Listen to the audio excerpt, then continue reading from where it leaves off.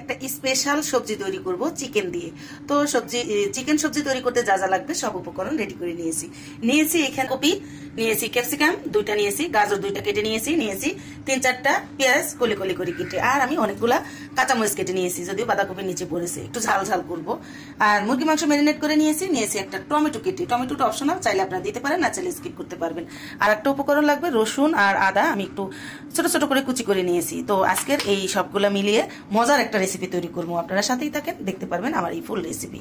গরম হয়ে গেছে, এইবার আমি মাংসগুলো দিয়ে দিচ্ছি, সবগুলা মাংস দিয়ে দিব, তারপরে এটা ভালো করে ভেজে নিব।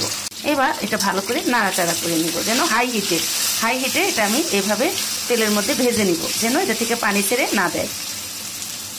পেঁয়াজ রসুন, এখানে রসুন আর আদা কিছুটা কুচি করে নিয়েছি, সেটা এর মধ্যে দিয়ে দিলাম। এতে কি হবে, মাংসের সাথে এই আদা রসুনটা ভাজা ভাজা হয়ে যাবে। এটা আমি বেশ টাইমে এক সাইডে লাল লাল করে ভেজে নিয়েছি, এবার উল্টিয়ে দিচ্ছি। আর এই উল্টিয়ে দেওয়ার মাধ্যমে দুই সাইডে লাল করে ভেজে নিব, তারপরে এটার সাথে আমি সবজি অ্যাড করব। তো এটা আবারও এই সাইডে ভাজা হোক। এটা কিন্তু দুই সাইডে লাল লাল করে ভেজে নিয়েছি। এবার আমি টমেটোটা প্রথমে দিয়ে দিচ্ছি, টমেটো দিয়ে একটু নাড়াচাড়া করে আরও 2 মিনিটের মতো আমি এভাবে নাড়াচাড়া করে নেব। এতে কি হবে, টমেটোটা মোটামুটি একটু সিদ্ধ হয়ে যাবে। দেখছেন এটা কতটা লোভনীয় হয়েছে, এক্ষুনি মনে হচ্ছে 1 প্লেট ভাত খাওয়া যাবে এটা দিয়ে। তো যাই হোক, এটা আর আমি ভাত না খাই, এটাতে আমি একটু সবজি ব্যবহার করব।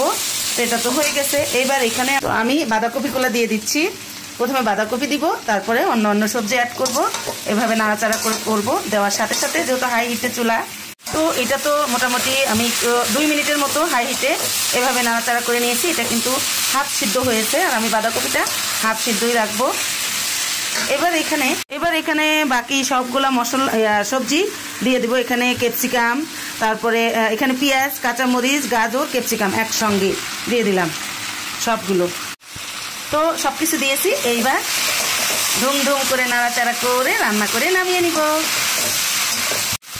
এইভাবে উলট পালট করে রান্না করতে হবে। কালারটা খুব সুন্দর হয়েছে না, অনেক ভালো লাগছে আমার কাছে।